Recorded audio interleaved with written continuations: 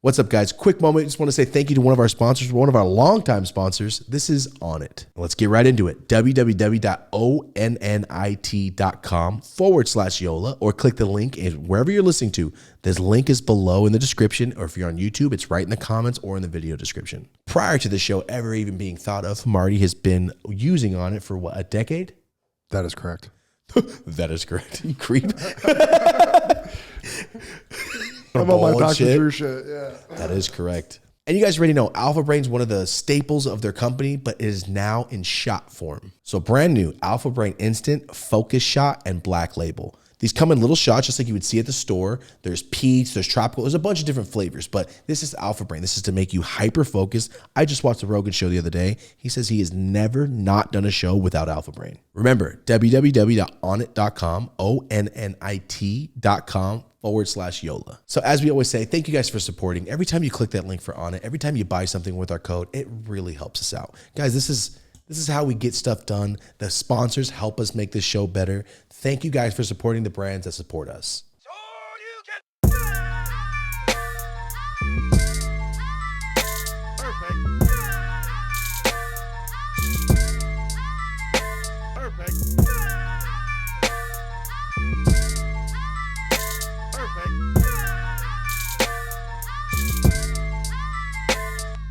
Hey, what's up, everybody? Welcome back to the Dope As Usual podcast. I am Thomas, Dope As Yola, whatever you want to call me. I'm here with Marty O'Neill. What's up? How you guys doing? This is the Dope As Usual podcast. We're here to talk about life, drugs, problems, accomplishments, and everything in between. Today we have a very special guest, doctor, TV host, radio personality, and much more, Dr. Drew. Very kind of you to say, but here I am. You're not just a doctor. That's why I was trying to think, how am I going to intro him? Well, it's not just a doctor. I think about myself as that first, though. That's all. That's number one. I mean, it was such a long road to get where I got, and then I was deep in it, the workaholism around medicine for 2 decades, really. And I sort of had like almost 4 careers in one. That's what I've been seeing. Yeah, it's weird, and it's because I was workaholic.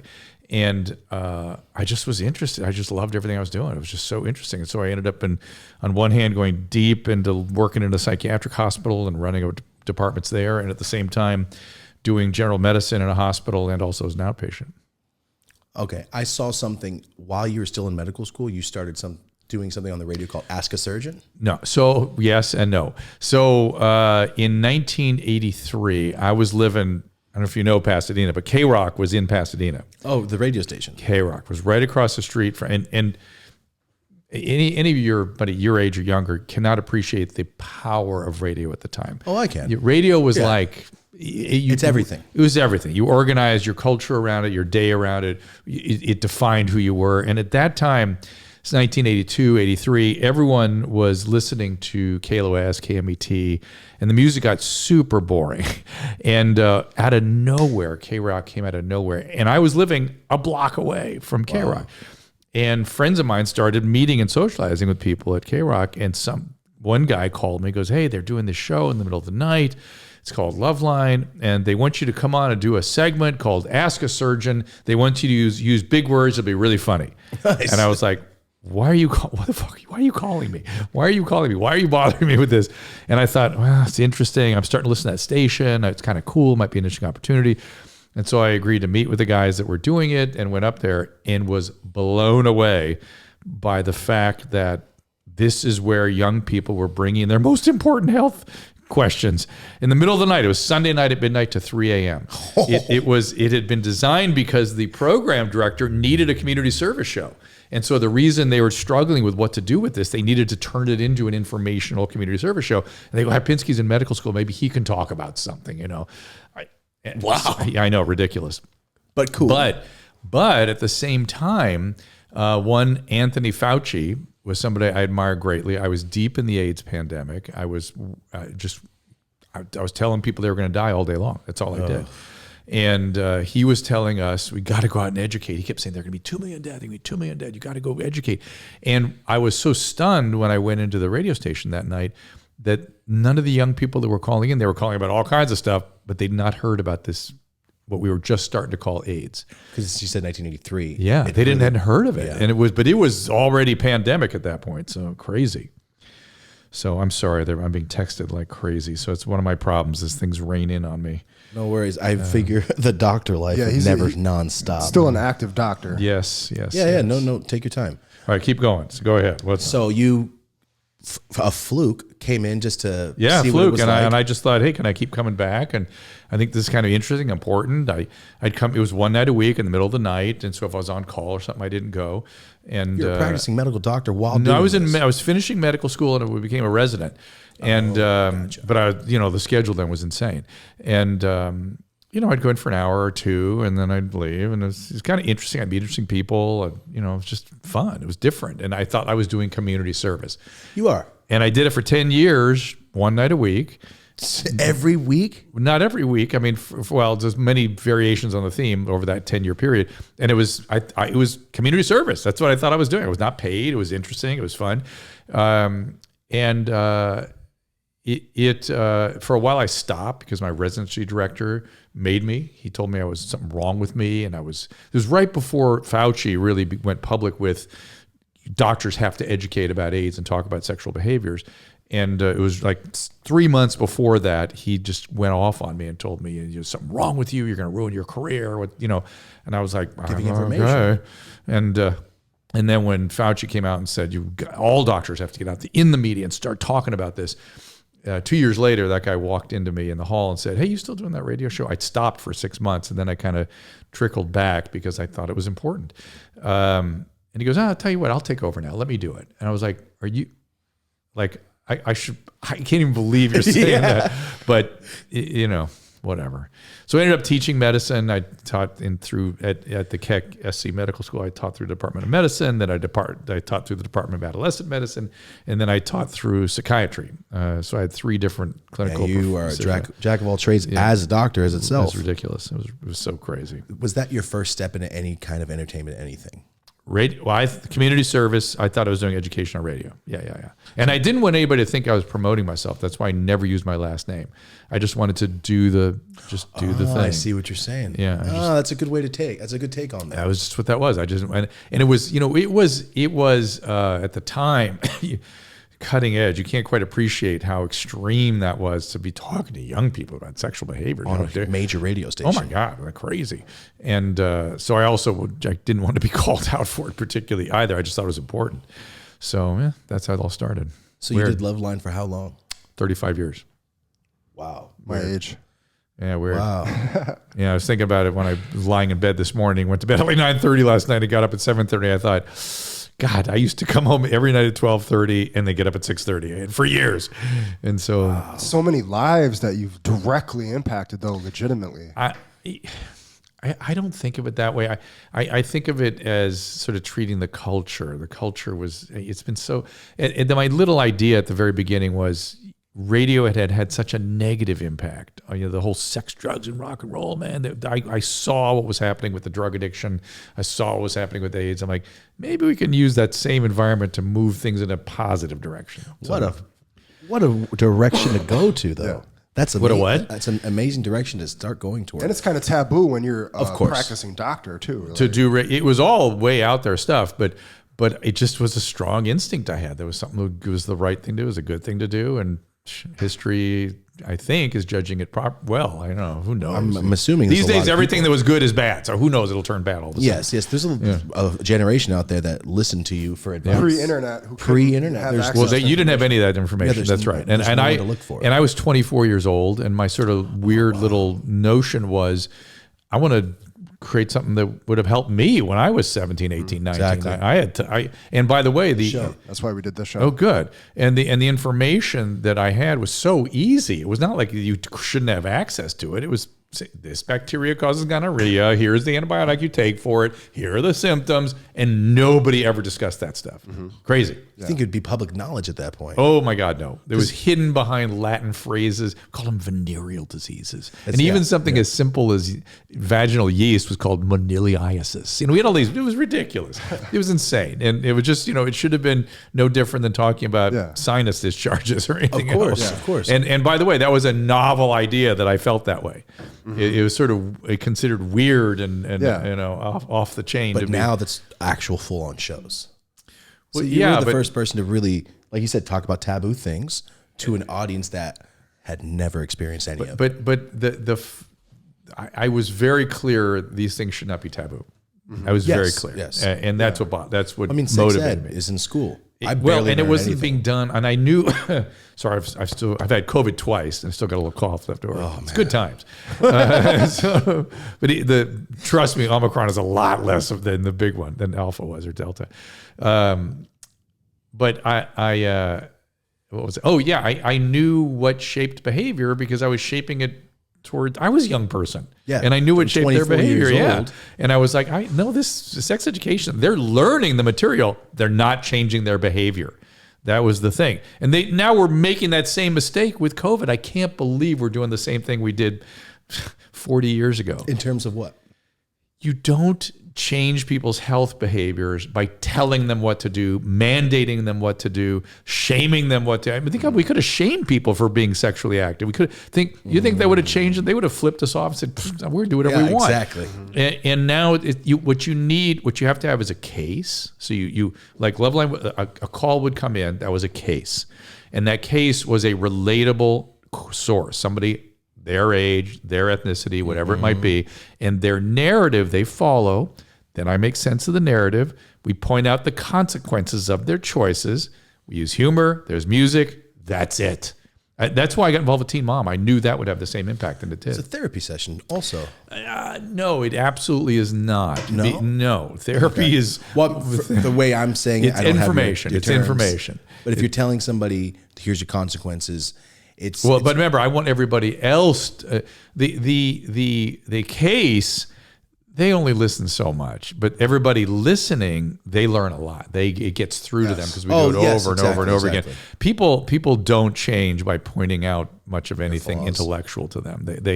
They have to come to it themselves, and I'm sure I was a piece of helping them come to their realizations, whatever they might be as they grow up. But I have no illusions that. Therapy is never about telling people what to do. Ever. Oh, okay. Ever.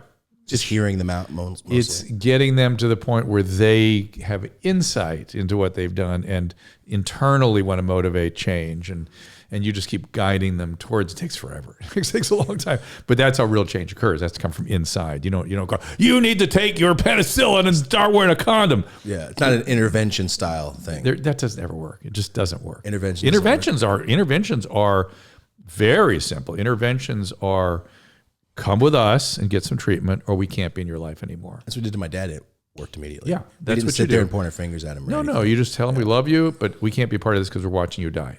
That's exactly what we did, and he straightened up. Went to rehab. That's intervention. That's intervention. But this idea is like, don't you see the heroin is killing your family? Yeah, they know the heroin sucks. They have to do it. That's the disease. That's illness. So you mentioned something about Teen Mom. I did not know. I've never watched the show. I just know. What? You're right in our demo. Oh, is that? You're not in our demo at all, so I'm not surprised. No. Well, the reason I bring it up is Merced, where I'm from. For 2 years in a row, we were the #1 teen pregnancy population in the country. Wow. Along with STDs under 25. Fabulous. Congratulations. That's what I'm saying. I've seen. I'm one of my only friends in my entire generation does not have a child. Do you see what I'm saying? Yeah. When I was 21, my family's, you don't have a kid yet? Oh, no, I don't have a kid. I have goals in my life. And I couldn't have raised a lizard at 21. No, seriously, there's no way. Yeah, there's no way. I could barely do it at 30. That's how I just turned 32. Yeah, so I'm thinking you. I have so many things I need to do. Yeah. It's not that I don't want a child. It's just I got to be there for everything. Yeah. I don't want to be. I'll see you tonight after work. Yeah. I'll see you tomorrow. We'll play tomorrow. Because my parents were not there whatsoever. So when it comes to Teen Mom, what made you hop in and want to get involved with Well, they asked me to host those reunions, which are really just interviews of what their lives are all about. I mean, I'm not involved in producing it. I'm not involved in anything. But I heard the premise, which is you record people's choices and you make sense of them. It's Loveline. It's the same thing. And so I thought this will impact teen pregnancy. I know it. Absolutely will. 100%. And now they have 2 academic studies that show the higher the viewership of teen moms 16 and pregnant, the lower the pregnancy rates. Really? Yep. 2 studies. It's very clear. Well, you could see your mistakes that you're about to make. Exactly. They really don't know until they see their peers struggling. And babies are no BS. They're impossible, and to them it's this magical, loving bundle of joy. No, and so they see it and see it and see it, and we tell the stories over and over again. And guess what? They're always the same. It's just impossible. Their relationships don't last. Their lives are overwhelmingly distorted by this choice. And now I'm so proud of many of these girls who I've now been with for 11 and 12 years. They're starting to say when they're coaching some of the younger girls coming up, and they're saying, "Hey, I had issues. I was sick, and I've had therapy. I'm a lot better. You need to do the same thing." I mean, they are children having children that aren't developed yet. What do you expect? Well, not only that, in many situations, having a pregnancy during teen years is a symptom of something else. It's like adolescents don't manifest with the usual symptomatology of adulthood. Like when they get depressions or major psychiatric illness, they change their attire, they turn their fingernails black, they tat themselves up, they change their angst, change their whom they're hanging out with, they change their sleep patterns, change their appetite patterns, they get pregnant, they get STDs, they have unwanted, all kinds of unwanted outcomes around drugs and alcohol. All that, those are all symptoms of mental psychiatric pathology. So they don't know how to. I don't want to say major mental illness. No, they were traumatized. Oftentimes, they were abandoned. They're dysregulated. They're trying to solve the problems of how they feel, and the culture doesn't help them solve it in a healthy way. And the things they use, drugs, truancy, sex, make things worse. I get that. I wanted to bring something up. Marty told me you need to bring that up when we start talking. Marty, this is your fault. Whatever comes next. My mom had me at 18. My sister at 16. My dad was a year older. Listen, I don't want to be insensitive to. There are cultural. That's why I said it's often the case, not necessarily the case, because there are cultural issues as well. Well, the reason I wanted to bring it up is seeing my mom struggle made me 100% celibate as a kid. I didn't want to be with any girl. I'm in high school. I talk to girls, and when it gets to that point, I go, "Oh no, thank you," because you're going to get pregnant, and I'm going to be in the same exact situation as my mom. Good for you. So that was the thing. But they were both drug addicts when I was growing up. Yeah, everything was really bad. Yeah. My dad was never around, and then oddly enough, my mom is a Jewish Mexican lady. But I was raised by a white supremacist. My mom married a bona fide. Oh my God, that's such an interesting combo. I know, we never really think about it. And I'm brown and don't speak Spanish in a Spanish town. So it was very hard for me to grow up. Oh my God. You know what I'm saying? So he wanted. Let me make sure I heard you right. Jewish, Mexican-American mom. Yes. White skinhead, real white supremacist. 100%. Like a real deal. See him in prison Nazi all the time. We go visit him. How does he explain the mom? My mom looks white. But still, she's Jewish. Jewish. My grandma hated it. My grandma hated it. And your grandma was Mexican? Completely like 100% Jewish, Polish, oh my God, this is from the East Coast. Fascinating. You're like a cultural weird, but like this. It's like three shows mixed together. A unicorn. You're this cultural unicorn. Right. But the thing is, the reason I bring it up, I see my town is terrible. I see all this stuff. I stayed out of gangs. Yeah. All the bad never made me want to be involved. Is that I was telling Marty, am I a 1 in a million? Because I should be fucked up. The real conundrum in it is his mom ruled with an iron fist, though. Oh, and he was scared. In a good way? In a great way. Because there's good ways and bad ways. I think, she punched me in the face. In a physical That's bad way. But it kept me out of gangs in a predominantly gang town. Yeah. So you're a living, breathing example of resiliency. That trauma, I don't know, we don't know well enough to really know what's really going on inside, but trauma usually really derails people, and physical abuse is trauma, particularly at the hands of the people that are supposed to be helping you develop your emotional landscape. It can essentially causes you to exit the frame of closeness that you need to be in to develop an emotional system. You don't strike me as having had that happen.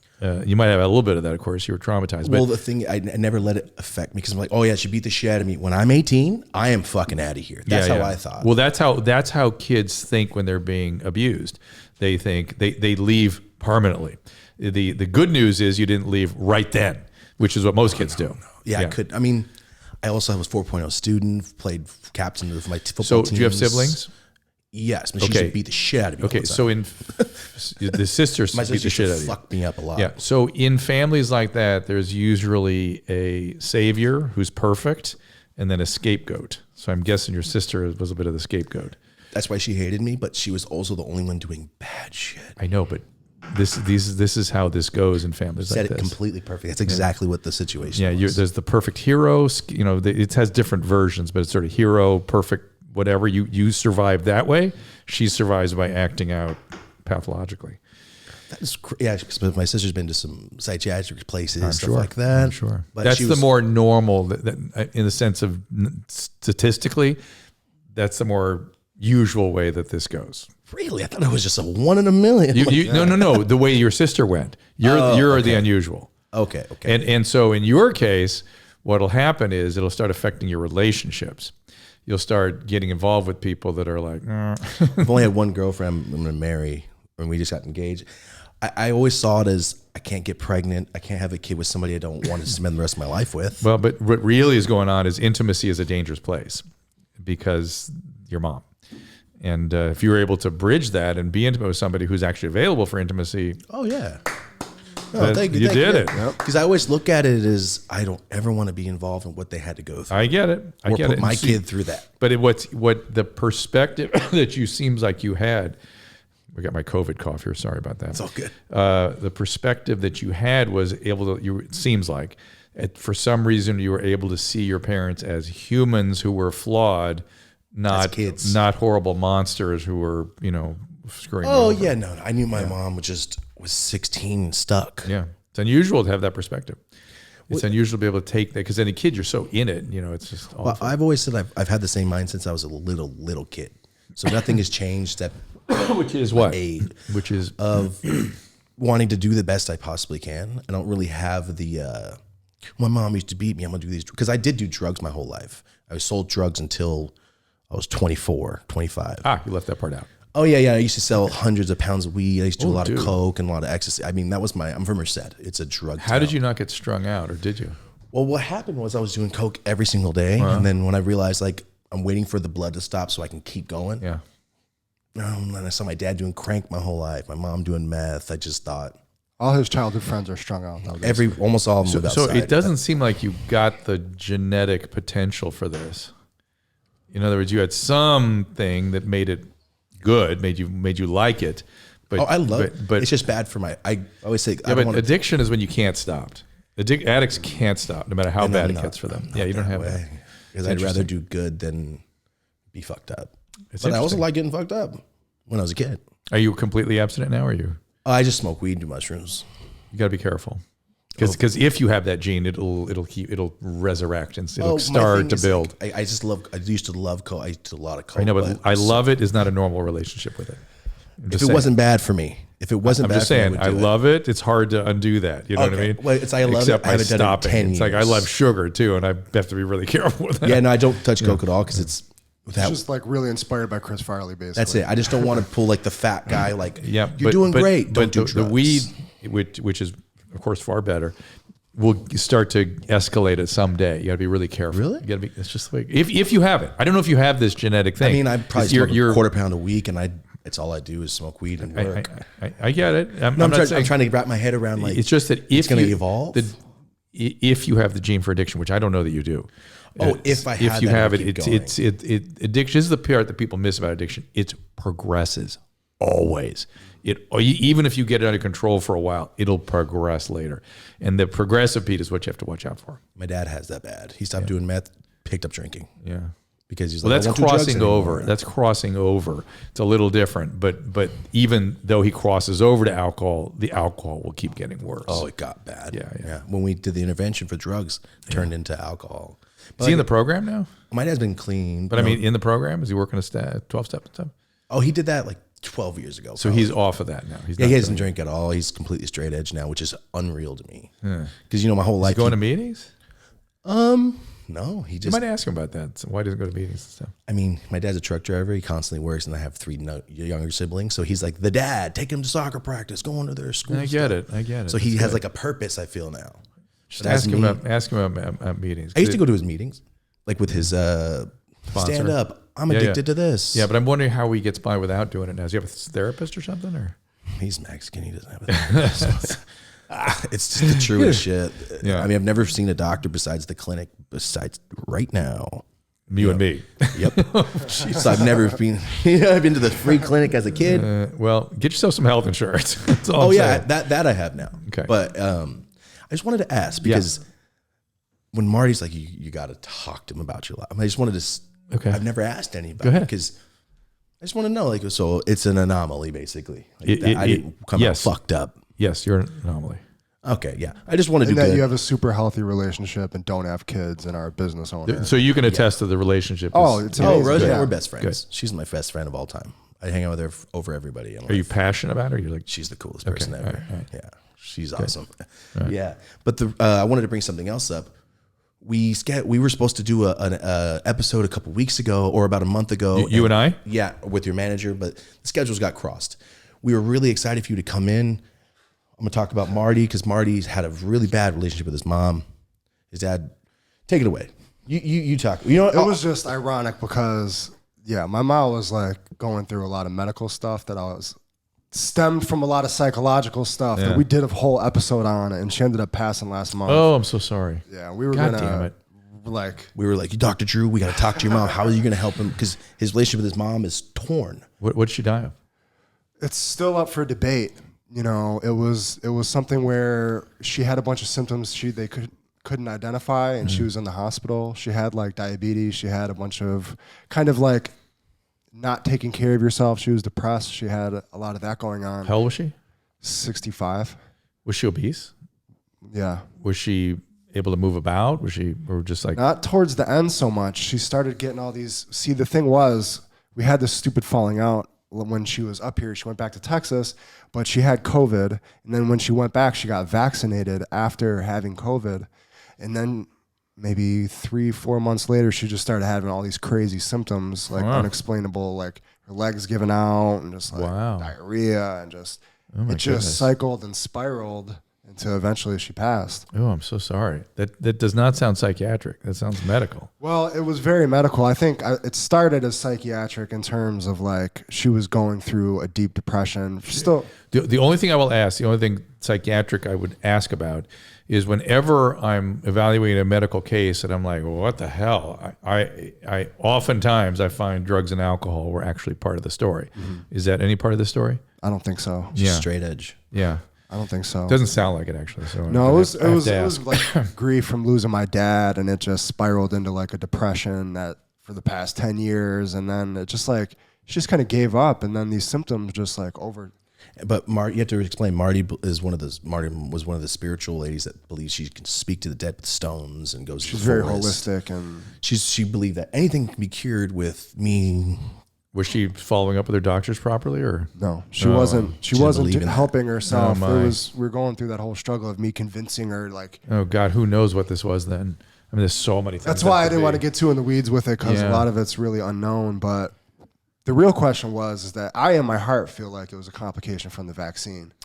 Well, I'm not going to pretend there aren't complications with the vaccine. I'm very pro-vaccine. I've had the vaccine. You had the vaccine? No. I've had COVID twice, but I had J&J. My family's mostly all triple vaccinated.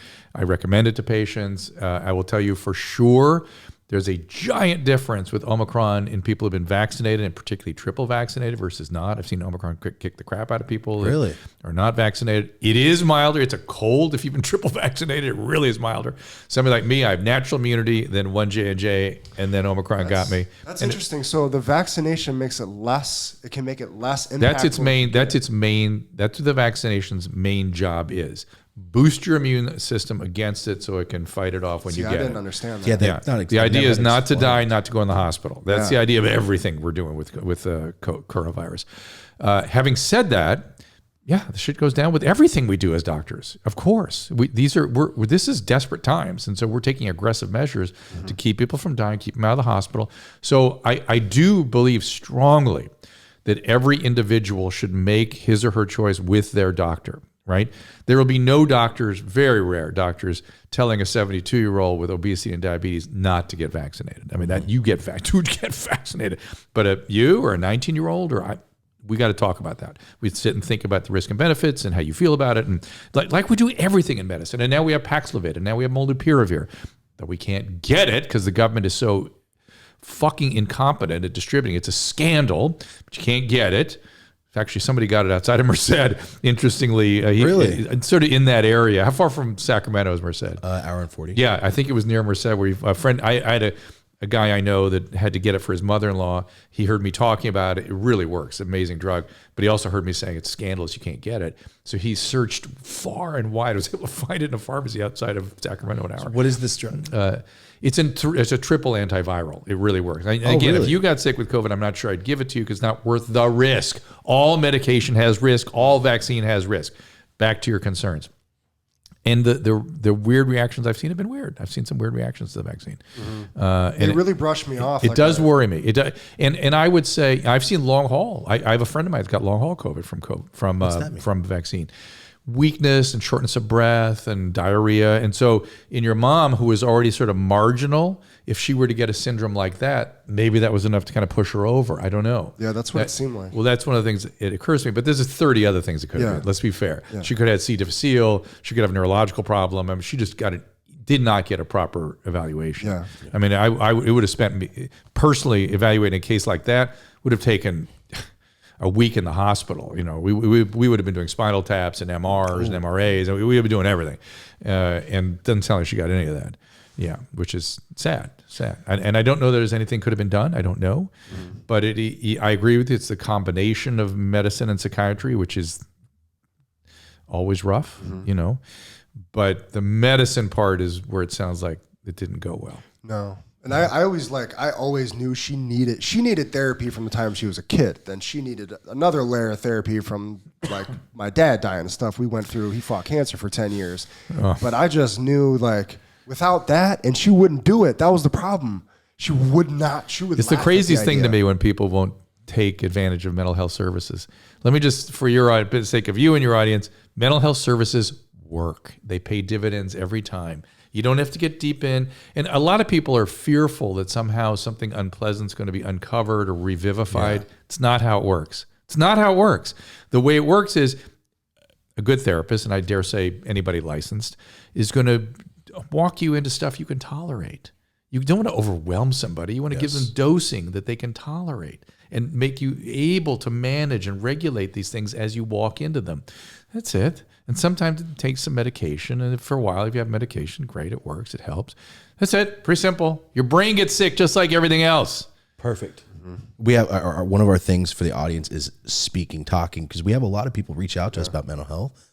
It's so common, especially now with COVID. We destroyed people, especially young people. Staying in. I couldn't imagine being 16, not being able to see anybody that 8 had ever to gone to 15-year-olds school. were just, what we've done to them. I'm so angry at this whole thing. I saw it coming, guys. I didn't see, I missed how contagious this thing is. And I missed how, the cytokine storm thing, I didn't get that at the beginning, but I saw the panic that the press was trying to cause and ultimately did. And I knew the panic would have terrible effects. And here we are. There we are. So we had bad enough, this super contagious thing with lots of horrible consequences, and then the panic on top. Panic never makes things better, ever. I just kept saying, just don't listen to these people. Don't listen to the press. Listen to Fauci. Like I said, I've been dealing with Fauci since 1983. Listen to Fauci. Listen to CDC. But then everything got crazy. Everything got crazy. We've talked about it before. I can't watch the news because I watch one news station. They tell me something, and the next one is completely contradicting. It's awful. Yeah, I don't. I stay purple like me. Stay in the middle. Just stay reasonable. All the extremes are never good. Panic is never good. Happy to hear that from him right now. Yeah. That's how I try to stay. Just stay. Just keep using your mind. Don't get sucked into the propaganda on either end. It's just so bad. Do you feel like even at this point, 2 years into this, do we have like an effective pandemic response if this were to happen again at all? The answer, that is a fantastically complex question. Yeah. To distill it down to a simple answer, absolutely not. It's terrifying. And until we really, really get honest about what went wrong here, we're not going to have a good one. We could. Yeah. We could. And if we learn from this, we could. And I hope we will. Right now, we do not. If another wave, I don't want to think about it. Yeah, I just want to go back to normal. Yeah, right. I want my life back. Yeah, I just want to be able to see my grandma and grandpa and not worry. Yeah, here's the thing. This this is the stuff that made me so upset at the very beginning. They're like, oh, you don't want to make money and work. So it's greed is more, but no, I want to be around people. I love people. I want to be near people. I want to engage with people. I want to push society forward in a positive way.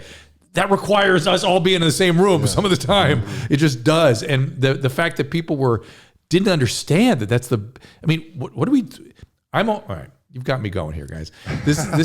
My thing is human thriving. I like humans to thrive, right? I like them to every day get up and be excited about their life and their contribution and what they're doing in the world and their relationships and their recreation and all the things. Yeah. And that thriving. That's why when in addiction, I'm not interested in harm avoidance and medication management, all that stuff. It's good. Help saves lives. I'm not interested in it. I'm interested in creating people like your dad, taking them from really a problem to better than they ever knew they could be. That's the best thing ever. When I saw that happen, I was in the psychiatric hospital working. I was doing just medicine in there, and I saw this happen to some people. I'm like, what is that? How did that happen? This woman was dying, and now she's amazing. How did that... What? I was just bewildered by it, and I became fascinated by it, and that's how I got involved in treating addictions. Really? That was actually my next question. For what I've seen, mainly like Marty was telling me, I remember VH1. I remember Celebrity Rehab. Yeah. I used to watch that with my grandma and grandpa. I remember that show. Yeah. Is that something you're more passionate about than you said, just medicine? It's about fixing people or trying to fix them to where they can live their life? I'm interested in making a difference. In medicine, you're often going from like really sick to chronically ill. And that's okay. Very old people are what need to see internists like me. And I love them and I love helping them, but you're not making a young person go from losing their life, they're dying, to being amazing. That's like, holy crap! Yeah. Where do you get to do that? That's kind of thrilling to me. That's how every doctor should think. I feel. Well, I'm not. Look, I like treating schistosomiasis and interesting medical illnesses and the leukemias and things. I like all that, and I like helping people through that. And like when it comes to like, I have prostate cancer, right? And currently, 12 years ago I had a prostatectomy, and my surgeon, I don't want him doing anything else except that surgery. I want him doing that surgery 3 times a day and not thinking about anything else, not counseling anybody on nutrition, not thinking about health maintenance. Specialist. I want him doing that surgery and not having complications from taking people's prostate out. When I sat down with him, I was like, well, what's the deal? What's your complication rate? He goes, well, I've done 1,100 and thus far 0. I went, okay, wow. Let's go. Let's keep doing that. Just keep doing that. And which he has. That's amazing. And that was 12 years ago. Wow. So do you just a super health nut about this? How do you keep things regulated? So when you lose your you want to get into it? Yeah. He said when you lose your all right. So I have prostate cancer in my family. My dad had it, my uncle had it. They both had it in their 70s. So I figured it does run in families like that. And I figured, I'm going to get it. But in your 70s, you treat it very differently. You treat it with radiation and implants and other things. When I got it at 50, I was like, God, are you kidding me? At 50, I'm getting this thing. It's like, this is ridiculous. But okay, I got it. And I went on what's called active surveillance. You don't have to, it's a very slow tumor, so you don't have to get it out right away. So I was surveyed for years. And then when the thing started growing, they're like, okay, now you got to get it out. So like 2 years of surveillance, out, fine. Took it out. You don't produce semen anymore. But yeah, that's your prostate is what produces semen. All of it. So when you take your prostate, you don't produce semen anymore. But everything else, God willing, if the surgery goes right, completely normal. Everything completely normal. And so other than no mess, I have no other effects from it. Now, I had a little recurrence 6 months ago. I had to have some radiation during the summer, and that's sort of typical for this kind of thing. So that's all the prostate does. It does a lot of stuff. It produces the semen, so the sperm can be dripped into it, so it has a vehicle to get in. It just seems so deadly, like when you hear about it. Oh, prostate cancer? Yeah. Well, it's a gland, and glands when they get cancerous, which they often do, can be problematic. If you're going to get a cancer, get prostate cancer. Strong. It's not pancreatic cancer. Do not confuse the two. Pancreatic cancer is curtains. I'm sorry. Pancreas is curtains. Yeah, that's curtains. Yeah. Really? Prostate is you can live with it for decades. Look, I'm 12 years in. I have nothing, and But anyway, back to what the prostate does. It's also an immune organ. It prevents stuff from getting, it cleans your urethra, lubricates your urethra, sends, keeps shit from getting further up into your urogenital tract from your urethra. So there you go. I had no idea. Man, I went through school and they never taught me any of that. About the prostate. Where does colon cancer fall in all this? That's what my dad had. Colon is very common. No one should have that. You should be getting colonoscopies. Now they're saying every year after 40, or every 3 to 7 years. I beg your pardon. And it's just, you just get them. And polyps occur in the colon, and they turn into cancers. And what you do is you have a colonoscopy, and you pull out the polyps before they become cancerous, much like a skin cancer or something. So it's avoidable. 100%. No one should be getting colon cancer in this country. You should be getting your colonoscopies. How long have we known that? We've been doing it over the age of 50 for the last 20 years, 30 years. So, but there's another thing so for older folks out there, let me give a little piece of advice. You can do genetic testing. There's a really good service that I use called color.com, COLOR.com. Just a cheek swab, and you get your genetic profile that screens for some of the more common DNA repair abnormalities. In other words, your DNA is always replicating and repairing itself. And some people have less efficient, particularly Jews, less efficient ways of repairing the DNA. And sometimes that repair mechanism makes a mistake, and that becomes a cancer. And I have something called Lynch syndrome, it turned out. And Lynch predisposes to colon cancer. My dad had polyps. My uncle had polyps. My uncle had stomach cancer, part of the deal too. So now I have to get an upper and lower endoscopy every freaking year. So do my sons. They have the same thing. Really? They started them in their 20s. Based on the report you got? Based on this genetic report, yeah. And did we not have this genetic testing, I would have known. I'd be still on a 3 to 5 year schedule, but I'm on a every year schedule. I got to have one in a couple of weeks. I heard you. So colon cancer isn't hereditary then? It is. That's what I'm saying. But it is. The polyps are. The whole thing is. Gotcha. The polyps are the precursor to the cancer, and it's all has a genetic component to it. It's not necessarily genetic, but it has a genetic. So like you should definitely be getting colonoscopy. Yeah, so what we're saying is you got to go to the doctor. Yeah. Well, you're 40? 35. No. Yeah, 40 is when they just lowered it down to, I think, 40. So, but you could talk. I had my first one in my 30s because I had a hunch there was too much cancer in my family, and so I had my first one in my 30s. And so that's now you could do the color thing. It's only $200. Yeah. And it's ridiculous. That would have been $20,000 5 years ago. It's $20 or $200 rather. And you'll know if you have any of these. There's about 30 of the more common risk for cancer. BRCA, you heard of BRCA gene for breast cancer, BRCA, BRCA1, BRCA2. Never heard any of that. Dude, your educational system is It's freaking trash. has failed you guys. If I Your wasn't, grandma's Jewish. She must be rolling over. no, she wasn't on. She was watching The Price is Right the whole time. Or like I said, the VH1 we used to watch Celebrity Rehab with my grandma Dolores. Yeah, that show did that was another show that I knew would have a positive impact because it's cases showing what really happens to people. And it's people in spotlights that are put under pressure that we can't even imagine. Well, nah, no, but Really? it's a more it's a hook. It makes you watch because I know that guy from Greece. I'm talking about the actual people themselves. The celebrities. Is it being a celebrity is not a stressful thing? Don't believe that shit. Okay. I mean, if you're Justin Bieber or something, it's a different thing. But if you're just somebody in the public, people come up to you, they're nice. You get a better place in the restaurant. That's it. That's it. If you like people, it's an advantage because people interact with you a little more, which I love people. So great. Yeah. That's it. So dealing with these celebrities, it's just addiction. It's not celebrities with addiction. It's all the same. The only thing that was different about them, two things are different about them. Because they often make a lot of money doing their stuff as a celebrity and they like it, they love it, they're gratified by it, they typically go back to work too soon. So going back to work too soon risks their recovery. And that's musicians, comedians, all of them. That's the big problem. And then the other thing is they all develop a pseudo self for the media.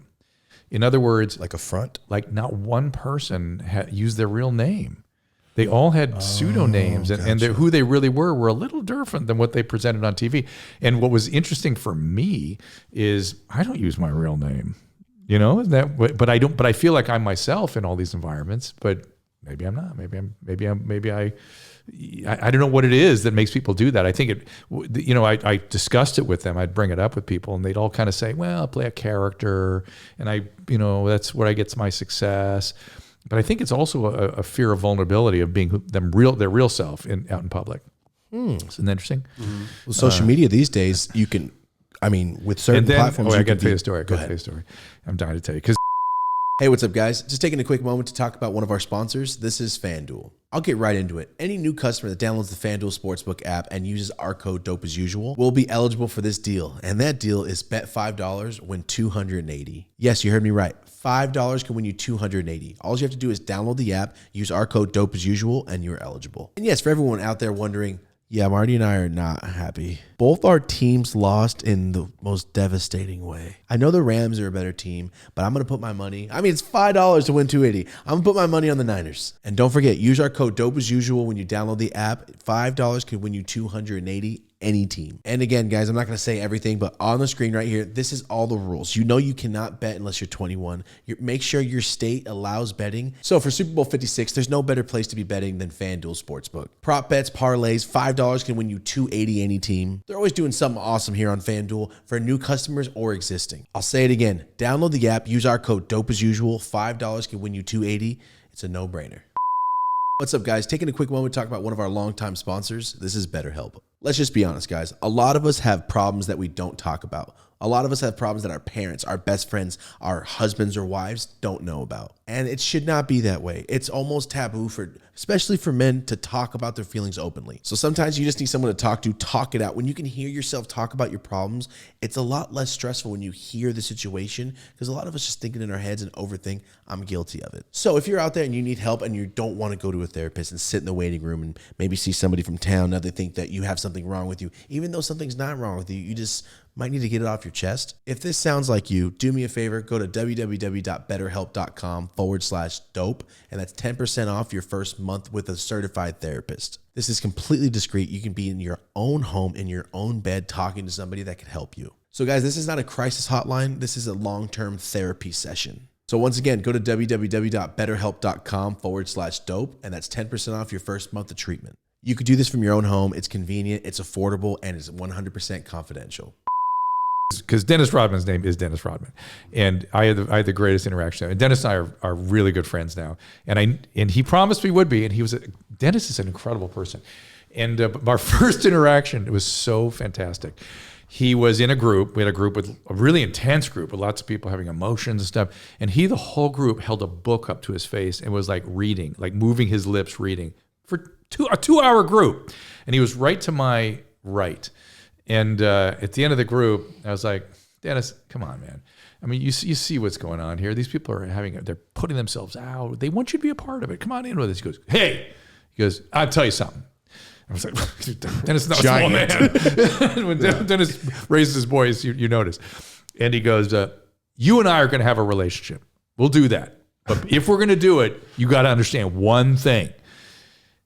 He held his giant arm up like this. I'm making a ledge way above his head, and he goes, here is God.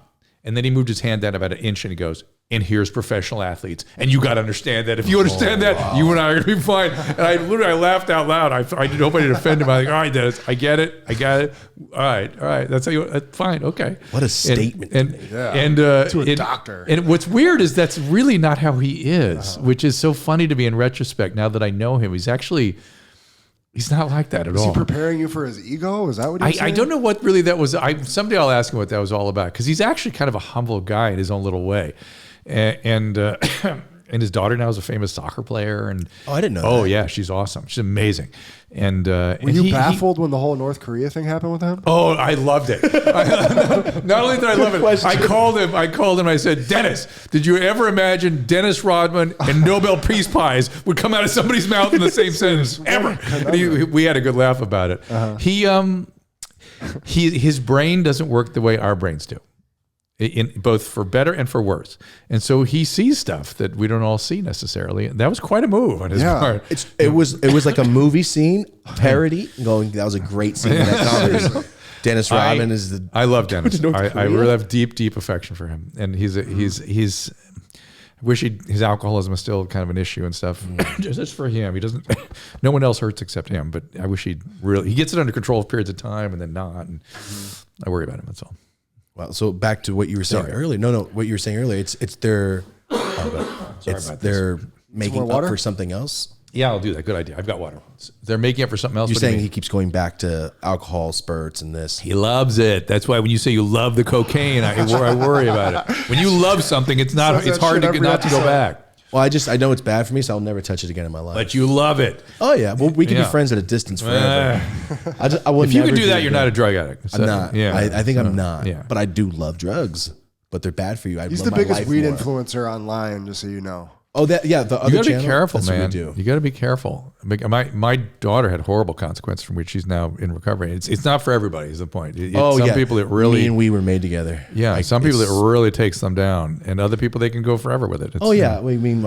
Like Marty too. Marty's a workaholic, just like I am. We're nonstop until midnight, and I'll smoke weed all day just because it's like, you know what? Yes, I will smoke a bowl. Cool. And I'm gonna go do all my rest of my edits. There's something about the biological relationship with it. I mean, for some people, it's a nothing. It's no big deal. For other people, it has progression and they can't stop and they're using it inappropriately and it affects their everything, affects their moods and all kinds of stuff.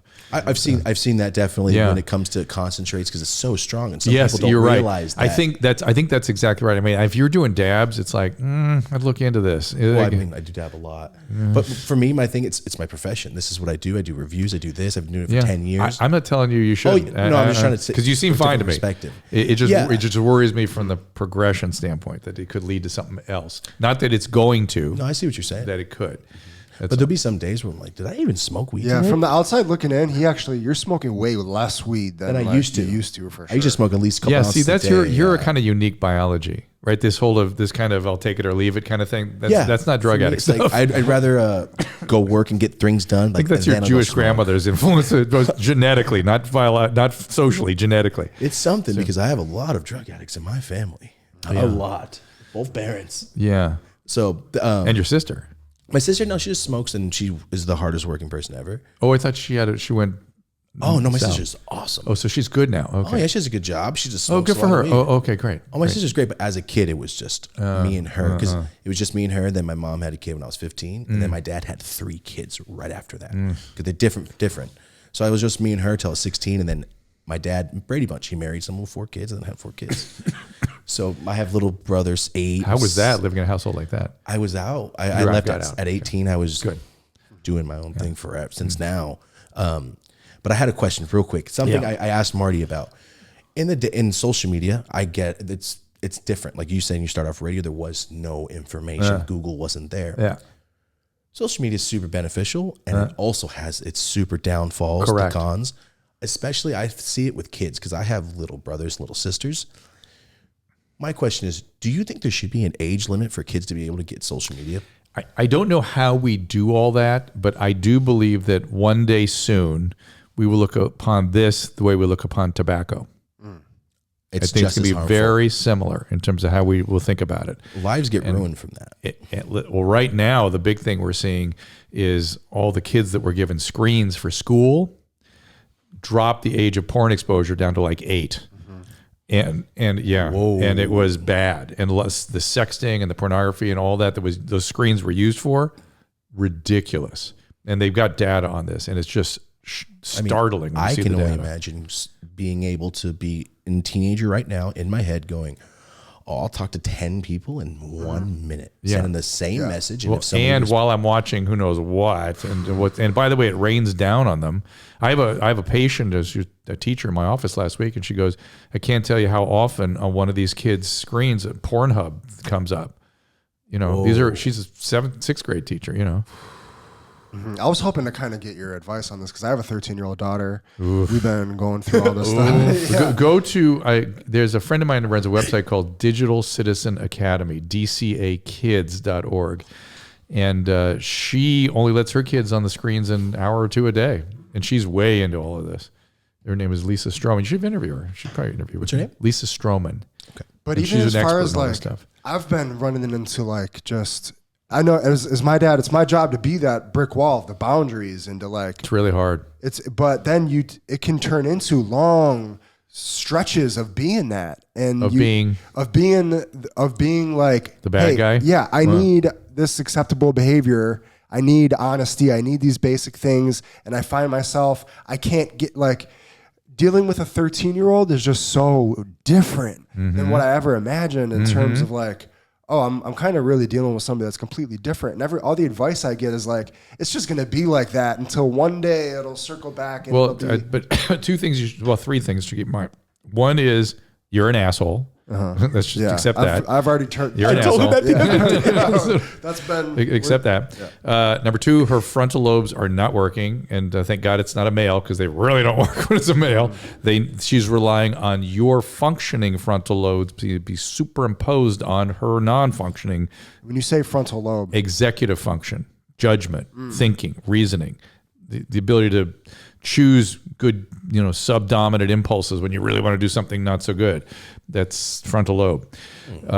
that's the issues. And then three, don't be afraid to get mental health services because only so much of it is parenting, and participate in that. I felt like so much of it is just these. We've been getting everyone in my family. I have triplets who are really 29 years old now. Yeah, and all of us have had therapists at one time or another, and the system is at therapy, and every time it pays big dividends. Every time. Yeah, we just started about a month ago, and already it just kind of is easier to communicate through a third party. If even just taking that extra step to make that effort to do it, I found helped. It's different. But it's like I find myself in a position where either I'm not going to be fully paying attention and up in the mix. Yeah. And is that what you have to do basically at some point? Like, I'm not going to be, because it's like with a 13-year-old, if you dig, you're going to find something that you don't like. Yeah. So at some point you have to be like, okay, I'm not going to dig, but I need to trust that you're going to do the right thing. Well, trust but verify. Verify.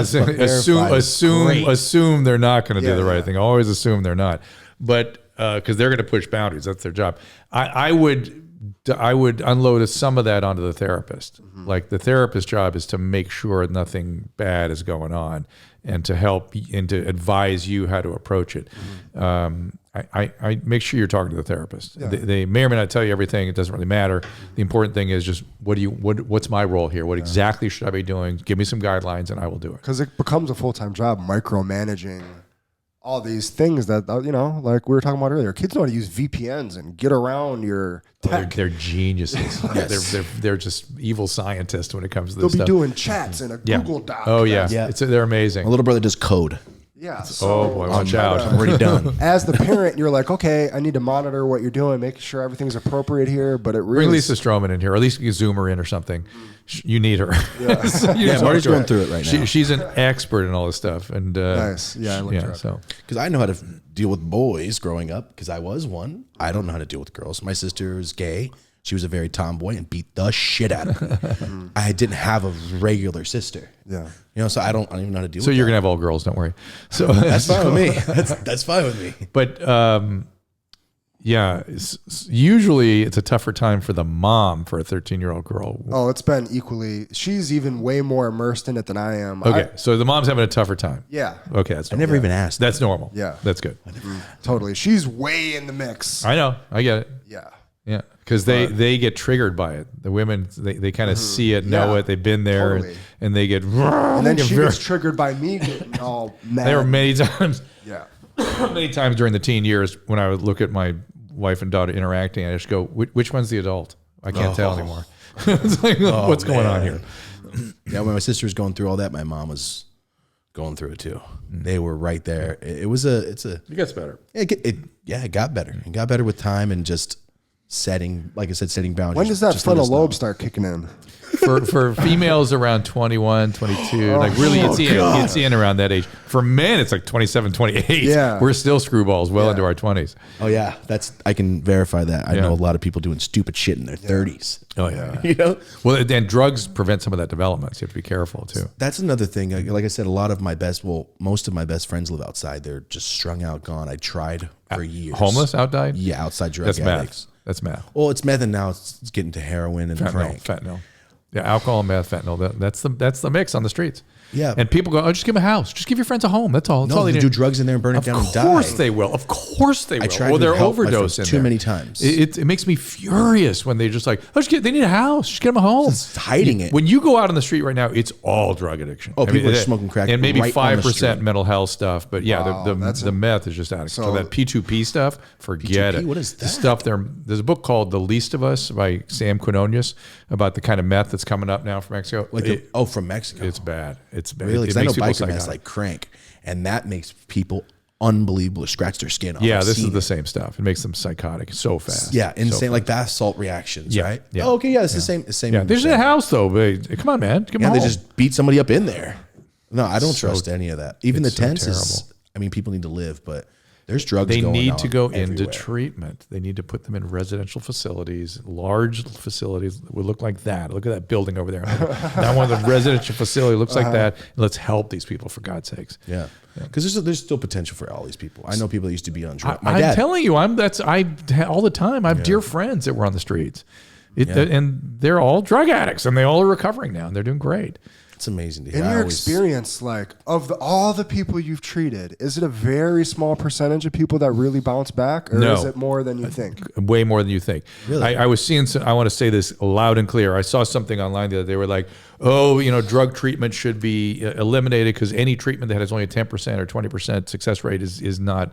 And I'm like, "Whoa, that is not how it works." It takes, on average, 5 years and 4 treatments, or is it 4 treatments in 5 years? I think it's 4 treatments in 5 years to get 1 year of sobriety. Not because the treatments are ineffective, it's because that's what it takes to get somebody into remission. You wouldn't say, 3 rounds of chemo got them to remission. Well, the first 2 were failures. It's like, no, this is how we comparison. get them there. And more people get into full recovery than you imagine. Also, a lot of people die. A lot. And I think people are finally getting that. It's a fatal illness. And if you don't get to the sobriety, you go to the ground. Yeah, I'm waiting That's for the the way it calls. I'm just dread it. Yeah. I know it's going Takes a while. Takes a while, but it goes there. Jail, which no one's going to anymore.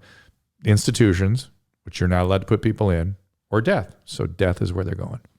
It's sad. It's terrible. Yeah, where like I said, where I'm from, Merced is if you're outside, you're probably homeless. There's nobody walking. There's no joggers. There's no bikers. If you're on a bike, you stole it. You made it. That's Merced. It's a sad. I'm sure the place. mayor's happy with this public service I announcement. think our mayor's like 31 years old. Oh my goodness. Yeah, I think he's like 31 years old. But I said it before when I was 16. I'm going to be the mayor of Merced one day. Go do it. I've said it. You've got the goods. I'm gonna do it. Please one day do I'm it. gonna win. Like How different has LA been since growing up though? Just like it must it's look terrible. like I awful. can't imagine. Pasadena's nice though. Pasadena's okay. It still has its own problems, but LA is really. And look, I'm like a surgeon that's seeing cases all under his feet, and knows that he can fix them, but no one lets him. I know how to help these people. It's killing me. 5 are dying on the streets every day in Los Angeles. That's insane. That's I insane. think that sounds like a 1,500 people a year ODing. Disgusting. Yes, it's disgusting. They should not. The people that allow that, that's criminal. Yeah, it's like awful. Corolla. I grew up listening to you and Adam, and he always bitches about like, I'm gonna get a ticket if I park by the red, but I yeah. could set up a tent and live on the same Yeah, sidewalk. right. Like it's insane. I'm from the East Coast, and that's one of the main things you notice when you come out here is like, how do American cities have this? There's there's a great book called San Francisco by a guy named Michael Schellenberger that he Michael Schellenberger? Yeah, he's every single policy that's led to all this. He puts the whole thing out there, and it's very well done. He's a brilliant guy. Yeah, we had That's Rick Ross, Freeway Rick Ross, the crack dealer, the cocaine dealer on the show. And he was telling us about the 80s and 90s when the crack era just started. He's like, it just takes lives, takes over complete lives. And I've watched it. And the fact that my profession treated that as a criminal issue really makes me shamed. It was a medical problem. And magically, when the opiate thing hit, white middle America, now it's a medical problem. Unconscionable. I was treating crack addicts back in those days. We Really? did pretty good with them. Yeah. I didn't see it as a criminal problem. I saw it as a drug addiction. This is they're flat sick. up. They're sick. If Their they can brain choose is that taken over over by food. the brain is taken over by these things. How come people can't understand that? Yeah, because I've had friends and I've seen 6 months later and I go, well, that is not the same person. Yeah. His gone. Yeah, His brain's gone. That's right. Yeah, And they can be brought back to a point. This is the crazy thing to me about all this. If there's a dementia patient running around in the freeway and I don't help that person, I am ethically on the line. I've hurt somebody. But if it's a meth addict out on the street or a schizophrenic, I'm not allowed to get near them. I'm not allowed even to offer them services. There's no chance. And the meth addict and the schizophrenic, if you intervene early, they can be restored to normal or to at least a productive life. The dementia patient, there's nothing I can do. That's only going to get worse. But the ones I can actually treat and make better, no, sorry. They're living their best life. You're not allowed to get near them. Hey, who are you to say, man, that schizophrenic wants to live on the street? You're being ableist. Get out of here. That's what people say? Yes. It's incredible. It's incredible. And the longer you stay psychotic and schizophrenia, the less we can bring you back. The longer you're exposed to meth, the less we can bring you back. And so, good job, everybody. So drug laws are corrupt. Oh, my God. I wouldn't use words like corrupt. They're well-meaning, and they are killing people. Ineffective and... Awful. Awful. So no drug addicts should be in jail. They should be in No, they should be in treatment, of course. Yeah. In jail. It's ridiculous. Like, what a difference it would make on our overall society just in that one change. Yes. If you could take somebody whose brain isn't working right, like we do with dementia patients, and go, come with me, I'm going to help you. Let's just go. You take them by the hand and take them and go, I got a bed for you here. I got nurses. You're going to like it. I promise. It's going to be nice. Come on. How do we change this? What do you have to do to make this? Mayor of Merced. I'm pointing at you. So, I mean, maybe one town at a time like that. I mean, the mayor of San Diego started doing some of that. Falconer, is that his name? And there's slow progress here. But and Villanueva seems to understand that this could be done. I don't know. I give out. I gave up. I volunteered to be on a committee. They vilified me for wanting to be on that committee. Oh yeah. Wow. Oh, you don't know that story? No. That sounds insane. You'll find it online. That's insane. So like, Because you want to imprison you want to imprison people. You're a Trumper. It's like, what are you talking about? What are you? How disgusting you are! And then they called me anti-immigrant in the LA Times. I'm like, shit! It's like I'm an immigrant. I'm a second. My family escaped the Ukrainian genocide. What the fuck are you? And we all had a square. Of course. What the fuck are you talking about? You're disgusting. That's the press, man. That's the press today. Why you say stay purple, like you said? Just Don't read the press. Don't read anything. Just know everything is fake news. Everything on all sides. Just read it with a half an eye, and then try to figure out what's really going on. It's got to be extra frustrating when you're really trying to help people. Oh my God, it's unbelievable. And they're like twisted. I can feel the frustration. Ideology. I'd be pissed. Ideology destroys human beings, and these people are all ideologues.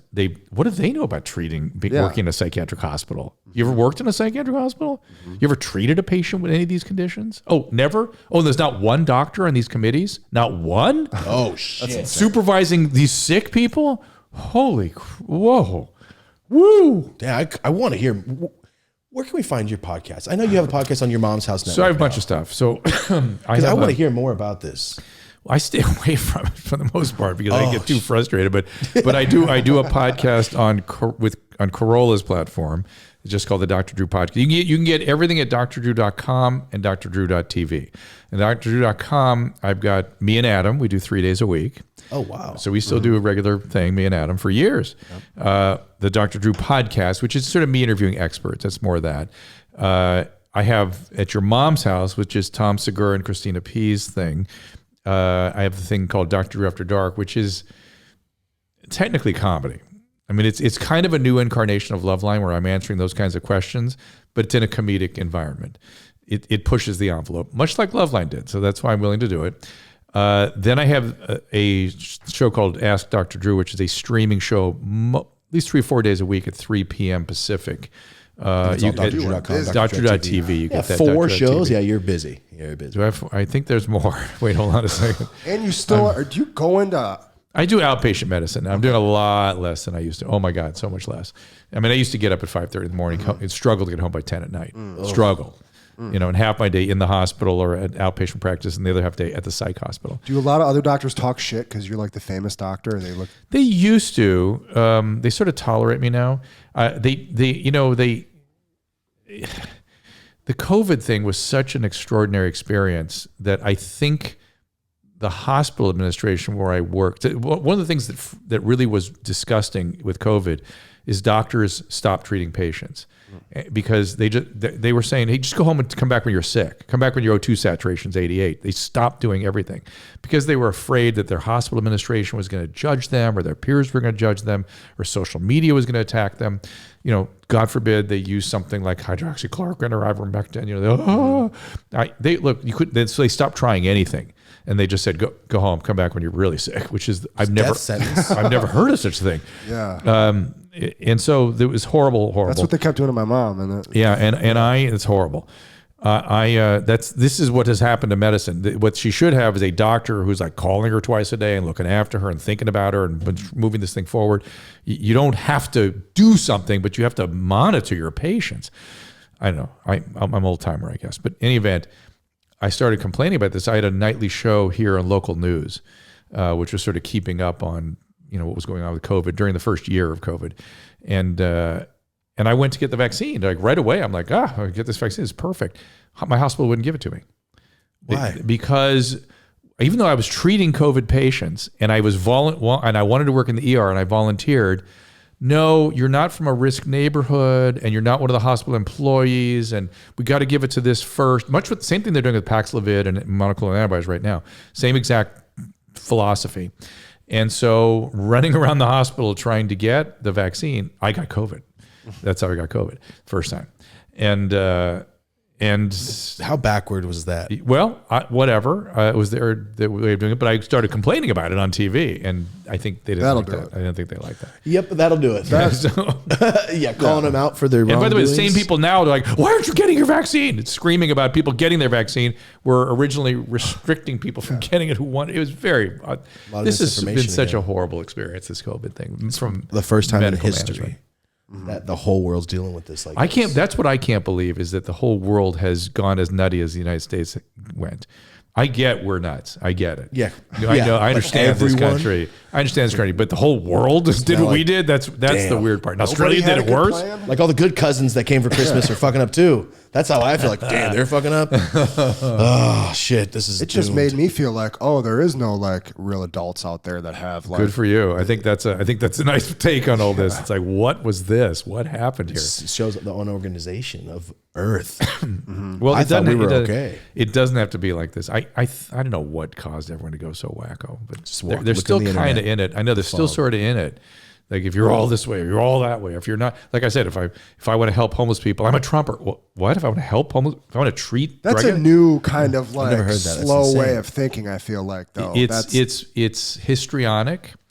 It's what Dr. Malone on Rogan called mass delusional psychosis. That we're talking about the same thing with different words. I started talking about a year ago. I said, I saw the narcissistic turn in this country. I saw that we all became narcissists. I get it. I wrote a book about it. But we've now become histrionic, which I never expected. And that's weird. And I kind of feel like it's a situational thing. What does that mean? It's Trump and fear and COVID caused us. Histrionic is a certain personality style of being sort of excessively emotional and flamboyant 100% and swayed into trends and, the excessive emotionality and delusional. And I started seeing people becoming delusional in their thinking, so rigid and unable to change. That's delusionality. And literally, some of the things I saw people saying publicly, I'm like, hey, 2 years ago, I would have put you in the hospital with those thoughts. I would have. Your meth buddies, they're having those thoughts. And now it's commonplace. So I think that's going to settle down. I think so too. Yeah, I think we're sort of settling. Although today, interestingly, I've seen it flaring a little bit. I don't know why. Really? I don't know why. It's weird. I just saw it kind of coming up again. I'm like, oh no, come on. When they start attacking sensible people, that's when I know there's like, what's something's going wrong. on? Yeah. When people are logical, like, I agree. Like, if you want to follow good, sensible physicians on social media, Twitter, Vinay Prasad, excellent oncologist. I was a fan of his way before COVID. He's just very penetrative ability to read medical literature and think. He's a smart dude. Monica Gandhi, Gandhi, an infectious disease specialist up in San Francisco, UC San Francisco. Excellent thinking, very reasonable. And today they were getting attacked, so it upset me. I was like, why would you attack these two? Oh my God, they're so. The last sensible people trying. That's probably why. I'm so now I'm exhausted, guys. You've exhausted. I'm sorry. No, I'm tired. Yeah, guys, I need a nap. Let's smoke a bowl. So, You don't smoke weed, right? I don't. Well, I have no objection to it. I'm not going to do it. Yeah, I'm not going to do it I midday. didn't smoke. But I told Rogan I would do it on his show if it would help You took a lot of heal shit our for that, relationship. right? For saying that? Well, that was like some controversy back in No, the day, right? he You said thought heal I your was. relationship. He thought I was because I treat people for whom it gets out of control and they can't stop and have consequences. Yeah. I treat people who can't stop doing things. That's where I come in. And cannabis, for some people, that's it. That's a problem. He took great offense to that, I think. I don't even take offense to that. And we've healed that since. And I said, I'm behind your show. I don't give a shit or whatever. Yeah. But no invitation yet, so we'll see. Oh, that would be amazing. Yeah. But I worry about doing that, frankly, because I don't want to.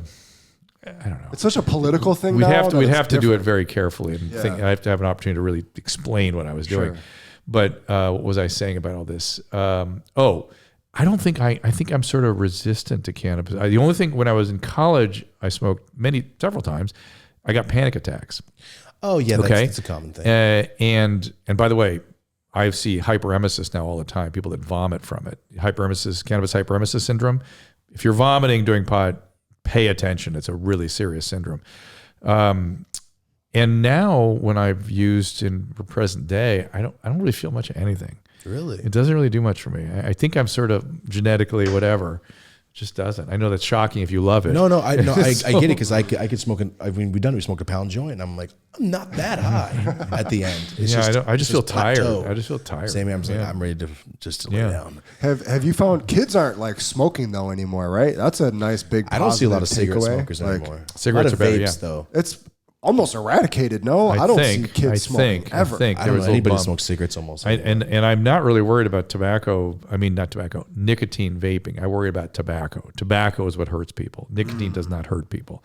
But the theory is that nicotine vaping leads to cigarettes. If that's true, then I have a problem with So it. nicotine vaping not as harmful as it's made out to be? It's not harmful. Tobacco, horrible. But tobacco is the enemy, not nicotine. Wow, Now, if you get exposed to nicotine under the age of 17, it's very hard to stop. That's the problem with nicotine. Oh yeah, I smoke 2 packs a day. You're going to be on the gum or something forever after that. But if you're 24 and you use nicotine vape to get off cigarettes, good, by all means. It's one of the best ways to get off cigarettes. My mom, my aunts, everybody. That's how they stop smoking. Yeah. But all the kids are vaping the not the weed. The oral vapes, fixation, but man. I think. What are they vaping? Just flavored stuff or whatever? Yeah. Whatever. I mean, we were smoking. I mean, it's not when we good were for you. It's kids. not what I call good for your lungs. I'm not advocating by any stretch. I'm just saying, let's be reasonable about this too. That it may hurt their lungs. It's not good for you growing up. Please stop. But the more you go into panic zone about it, that's again not how you change health behavior. You're gonna have to show some kids that have some bad outcomes from it. Then they'll change. I started smoking. My grandpa got emphysema and died. I went, I'm fucking done. Smoking cigarettes. Yeah. That's when I just stopped. Well, I told you the story. Yeah. But I just wanted to ask the questions about the podcast because I know there's a lot of people right now going, I need to hear more about this. Well, yeah. And if you what I do on my streaming shows, which are live, I take calls from Clubhouse, and we also read emails and stuff. Actually, the emails you can send into Dr. Drew After Dark, which is the Your Mom House thing. I answer lots of questions there. That's Dr. Drew After Dark, drdrewafterdark @gmail.com. Just send your questions there. We'll get to them. It's so cool that you do that. Right? Try to. And then on the streaming show, I sign into Clubhouse, and I take phone calls off Clubhouse. Wow. How many times a week do you do the streaming? At least 3 or 4 times a week. Yeah. You are busy. So we'll do one at 3 o'clock today.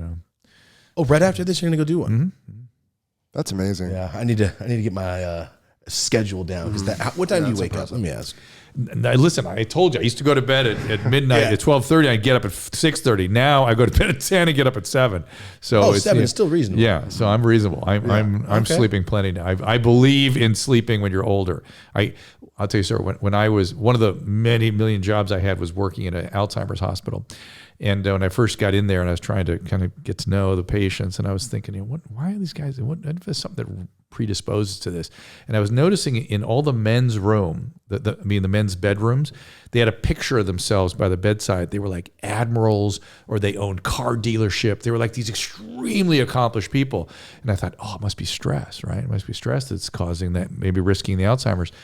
And I talked to the family members, and I'd go, they clearly was an admiral. He's owned a series of car dealerships. Was that stressful for him?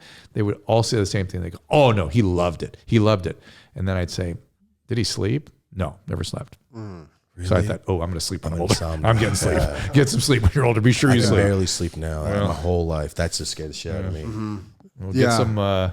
I try. What's the stuff? Indica. What's the stuff later? I smoke OG every day, all day. That's why I started smoking. Melatonin. Try melatonin. I tried like hundreds. Getting on a sleep schedule is the best thing I've ever He's done in my life. a master of it. Yeah, I'm so trying like my that. best. So you can't do it when you're on drugs. You can't really do it when you're on drugs. But the most sleep recommendations are these days: get off everything and just wait till sleep happens. Like don't sleep, build up what's called sleep pressure or sleep inertia, and eventually you will sleep. And you'll be miserable in the how I meantime. sleep You'll be now. terrible. You have a bad week, but eventually you will sleep. Yeah, even as that's a kid, sort of the sleep I have, specialist. There's no way to fall asleep for me. I used Well, to. are you like a 3-4 hour night guy? That's just you? Sometimes I'll be sleeping. No. Because some people are just 3-4 hour night sleepers. And that's When I it. sleep 3 or 4 hours, I wake up like, let's go do something. But when I sleep 6 or 7, I just wake up kind of groggy. Well, maybe all you need is 4 hours a night. There are those people, and those people get a lot done. I've noticed that. Oh, I get a lot fucking Yeah. stuff. Surprised to hear you say You that. may be one of those people. Well, that's the dementia thing kind of scared me. The Alzheimer's. Well, I don't sleep shit. but I'm sure those were guys like me were, choosing not to sleep. Like I was sleeping 5-6 hours a night. It was awful. Did that for 20 years. So, Got you. Okay. All right. So drdrew.com is where we can really find it. drw.com for all the pods and .tv for the streaming shows. I think that's the best way to do it. And it's not the most intuitive website. You have to scroll down on things, and you'll fish around. You'll Our see audience them. knows computers. But I got don't. it. It doesn't like jump out at you. You have to kind of look around. So please do. I'd love to have your audience around. No, this is. And whatever I the do reason for we you brought this guys, on let here. me know. Maybe we should like have you as a streaming guest or something if you want to promote something. Yeah, or, let us know. something. Let us know. Yeah. I just like talking to people. That's my Yeah, thing, absolutely. No, you too. I already know, having listened to you for so long. You and knew this was known you gonna for work. so long, I know there's a lot there. No, He- super informative, man. He pairs up so nicely with Ryan Sickler, all the big comedians. Well, Sickler was on your mom's hilarious. house too, Yep. right? Yeah, he had the show there. Yeah. Yep, that was He's funny Thomas's as hell. first ever podcast. Was Yeah, on the first one I Honeydew. ever did was a year before we did this. Yep. As a guest on his? As a or- guest, yeah. Oh, yeah, Ryan's the best. He's Yeah, hilarious, man. yeah, He's and just a great guy. yeah, on and off, he's just a funny dude, nice guy. I Yeah, love yeah. that guy. Yeah. Martin, do you have anything else? I think this Thank was you, Doctor. We everything really I wanted to appreciate know. it. Of course, thank you for having me. I loved it. I hope sorry I had everybody to. loved it. Now I feel guilty for having to reschedule, but I had to reschedule. Sorry about that. But Oh no, you're fine. We so just let's do some more stuff down the road. We'll do other things. Let's see how your audience takes on this and what Our they, audience what, is young, and you drop so much info. We'll see on what they want to know about Yeah. and what they're interested in, and maybe if you have a whole series of like questions or things like that, and Oh, come back and that's answer what's them. going to come of this. Yeah, let's. we'll come back and answer a bunch of Yeah, them. we have a very Okay. active audience, thousands of comments per episode. So I already know they're like, next time, ask this. Can you please ask? this Okay, for well me? let's do that. I love that. Okay, Well, thank you so much. Thanks for coming on the show. of course. This is good to see you guys. This was great. Well, guys, Thank you, sir. this has been the Dr. Drew episode. Marty O'Neill and me. Thank you so much for being here. Pleasure. Hopefully, we'll be back soon. You guys, until next time, thank you so much for watching. This has been the Dope As Usual podcast. Have a dope ass day. All right.